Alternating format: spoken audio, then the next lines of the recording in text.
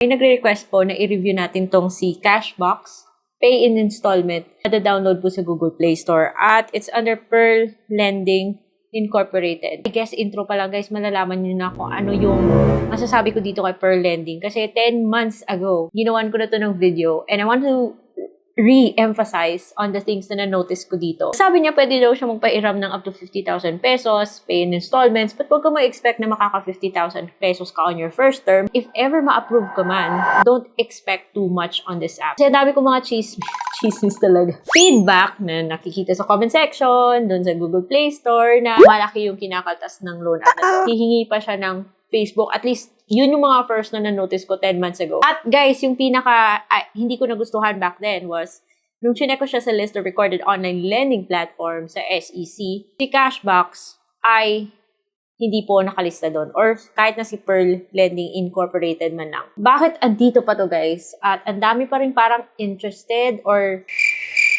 na iingganyong umutang sa loan app na to. Kung pagbabasihan mo yung sinasabi niya, yung mukha siyang promising, di ba? Akalain mo sabihin niya pay in installments. Tapos up to 50,000 pesos to yung pwede pahiram. Pero wait, wag muna. Balikan natin to si Cashbox sa video natin today. So, keep watching.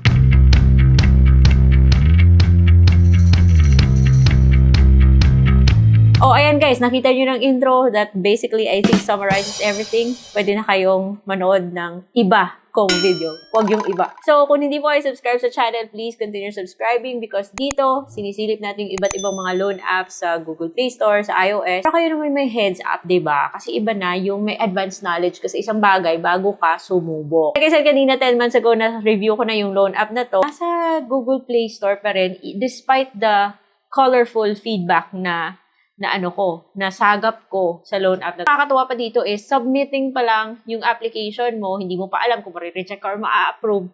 Humihingi na kagad siya ng review. No wonder yung mga nagbibigay sa kanya ng mga 5 stars doon sa Google. Parang hindi rin ka panipaniwala. At least in my point of view or at least in my opinion. So guys, this video is not sponsored. It's based on my personal experience.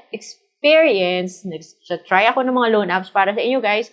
Para, yun nga, para mas, may heads up kayo. So, ako na yung parang guinea pig nyo dito. Dami pa rin mga ads niya, nandun pa rin sa YouTube, di ba? Pay in installments, yun talaga yung sinasabi niya, 3 minutes lang daw, fast approval. Eh, pag nasubmit na yung information mo, ba't sasabihin ng, hintay ka ng 24 hours. At kailangan mo pa mag-review. 5 stars daw dapat para mapabilis yung review. Para magre-review ng isang loan app, hindi mo pa nga alam kung ma-approve ka o hindi. Diba? We are with you. Make your life easier.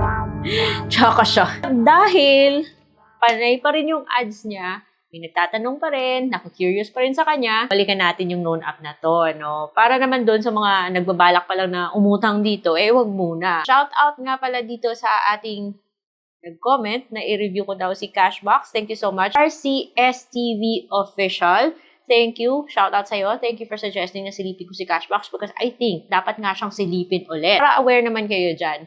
Sa tagal nito na nasa Google Play Store, panay pa rin yung mga hindi magagandang comments. Tulad nito, shout out sa kay Teresa Pugoy 6003. Nag-apply ako sa Cashbox kagabi lang po. Sabi niya 1,000 ang ipapahiram niya sa akin pero yung dumating pera sa GCash, account ko is 550. So, yun nga, malaki pa rin yung kaltas niya, guys. Ma'am, nag-loan po ako kay Cashbox. 3,000 po yung loan, 1,700 lang po yung dumating. Ayan. Pero, kung hindi pa rin kayo convinced, gusto nyo pa rin makita kung ano bang meron sa loan app na to, download ko siya ulit para sa inyo, guys. Sige, bigyan natin siya ng second chance, guys. Nakita nyo yung ganitong mga ads sa Google Play or sa YouTube. Siyempre, pag click nyo kasi yung install, para siyang may mini window na papakita niya sa'yo yung ganito yung insurance sa Google Play. Pwede nyo siyang i-download there without having to leave YouTube. Or pwede kayong pumunta ng Google Play, i-search nyo si Cashbox. Pero wag muna. Okay, tapusin nyo na lang muna to, mga guys. Ano pa rin yung mga sinasabi nyo, born to credit? Ano ba yan? Born to credit ka dyan. Pinanganak ka, may utang na. Make life easy. Where 50,000 pesos daw yung maaari niyang ipahiram. Again, huwag na kayong umasa muna dito, ha? Usually, kapag OLA, magsisimula ka sa mababang amount. Lumabas pa yung pa-coupon na 1,000 pesos, which for me doesn't really mean anything. Magre-register ka kung hindi wala ka pang account dito. At sa pag-register mo, ipagsasabay niya yung OTP tsaka yung password. At tinry ko yung 1111. Paborito ko talaga yung kasi yung OLA, pag tinanggap yung napakadaling password, then medyo delikado na yan. Kasi nahahack nga yung mga OLA or mga platforms na medyo mahigpit yung pag ng password.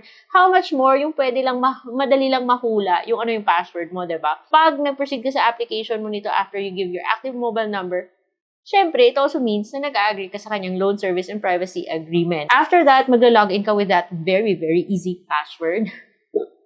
And then, lalabas to. Hingi po siya ng permission for your location. Up to now, hindi pa rin nagbabago, guys. Hihingi pa rin siya ng Facebook. Viber tsaka backup phone number pa yung optional. Dapat yung optional Facebook. So, hihingi rin siya ng industry category, religion, marital status. So, yung contacts naman na hihingi niya sa'yo is 5. Pero ingat-ingat kayo, guys. Dapat piliin nyo ng mabuti kung sino yung ilalagay nyo dyan kasi alam nyo na, diba? After that, and syempre, pipicturean mo yung ID mo and magsiselfie ka. So, yung mga IDs na tinatanggap nyo, ganun pa rin. UMID, SSS, passport, TIN, voter ID, GSIS, PhilSys. So, again, think twice, thrice, many times kung talaga bang magsasubmit kayo ng information sa loan app na to. Just proceed with the application. Kung gusto nyo pa rin mag-hope na may kaayuhan ka ditong makukuha sa loan app na to. And guys, hingi po siya ng basic information. Ibang information na pwede mong skip, pero mukha siyang familiar. Ayun guys, na-skip ko na yung mga yun. At nung tinlik ko yung submit, ayun, lumabas yung warm reminder. Wala siyang pinagkaiba sa Cashbox na ni-review ko nung 10 months ago sa Cashbox ngayon. So, guys, kung kayo nagbabalak pa lang dito, pag-isipan nyo yan ng mabuti ha.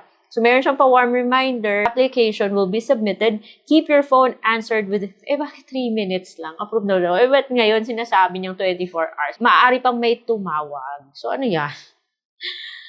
Click submit anyway, and ayun, reviewing na daw siya. At humihingi po siya ng review. Nagbigay ako ng 5-star review, which didn't really do anything kasi naghintay pa rin ako ng 24 hours. The next day, only to find out, guys, na reject pa rin. And naghintay pa ako ng another week kasi sabi niya, apply daw ako after another week. Reject pa rin. Kahit na magbigay ka ng mataas ng rating sa kanya, it's not a guarantee na ma-approve kayo. Kaya, pag-isipan nyo guys if it's worth the hassle. Doon sa Google Play Store, makikita nyo mga bagong comment. Sky high, talaga sky high talaga. Sky high interest. Will only get 1,740 and will pay 3,200 in 2 weeks. O at least hindi 14 days. Pero masyado pa rin yung mataas for a very, very short term na loan, di ba? That's 83% interest in total. Never pursued my loan and deleted my account in the app. Deleted the app immediately. Not helpful for those, at least hindi niya tinuloy. So, nagkaroon siya ng offer, at least, yun dapat yung ginagawa kapag nakita niyo yung offer, wag pindot ng next. Basahin niyo yung kung anong meron dyan sa breakdown at kung ayaw nyo, i-cancel nyo or just back. Tapos i-uninstall nyo. Kasi madidelete nyo naman yung account tapos ma-uninstall nyo naman kapag wala kayong utang sa loan app na to. So, wag pindot ng pindot guys ha. And ito, yung isa, sabi niya, ewan ko bakit ito yung sinasabi, nakakaloka siya guys. Sabi niya, this is a legitimate app daw. Charot! Sabi niya, reliable in times of need. Meron bang ganon? Reliable? Ang laki ba lang ikakaltas? Interest is fair. Grabe, halos doble yung babayaran mo. Fair pa. Saan galing to? Wala daw. Or choco siya. Ito, sabi, only advantage of this app is that approval is easy and you can dispense. Okay, fine. Let's see. Approve ka nga. Pero, be warned. O yan, dapat kasi binabasa yung mga ganito. Be ready to get harassed even though you could pay your loan. See? Ba't sinasabi doon ng isa? Protect the client's privacy at wala daw harassment. Meron naman pala according to kay Esther. This app informed me that I could pay my loan in 2 installments and it has been denied and I'm forced to pay in full. So, bago nyo subukan yung mga ganitong mga loan app, mas mabuti pa, check nyo na lang yung reviews ni Ate. Kaya kung hindi pa kayo subscribe sa channel na to, subscribe na kayo. Kasi ako yung nagte-testing para sa inyo. May heads up kayo, di ba? Para hindi na sana, hopefully, para hindi na sumakit yung ulo nyo. Kaya after watching this video, kung gusto nyo talaga magpatuloy, it's all up to you mga guys. That is all for today. I'll see you on my next vlog.